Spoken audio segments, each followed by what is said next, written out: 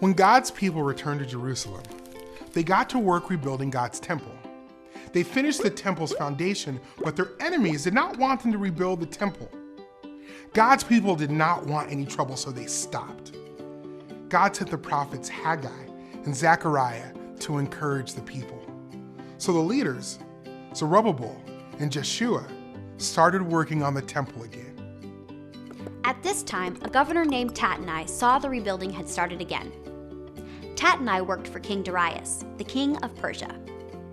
Tattenai had been put in charge of some of the land, including Judah. Tattenai talked to Zerubbabel and the others working on the temple. "Do you have permission to rebuild this temple?" Tattenai asked. Tattenai sent a report to King Darius. While he waited for an answer, God's people kept building. This is what Tattenai's letter to King Darius said. To Darius the king, this letter is to tell you that the people in Judah are building the temple of the great God. They said King Cyrus gave them permission to rebuild the temple. Please search the royal records to see if this is true. King Darius's officials searched the royal records for Cyrus's order. They found it, a scroll with a record from King Cyrus. This is what was written on the scroll. "Let God's temple be rebuilt. It will be a place to offer sacrifices. Let its foundation be rebuilt." King Cyrus had also ordered for the cost of building the temple to be paid for out of the royal treasury. So King Darius sent a letter back to Tattenai. He gave this order: stay away from the workers in Jerusalem. Don't bother them and don't try to stop them. Give them whatever they need. And if anyone tries to destroy God's temple, may God destroy that person.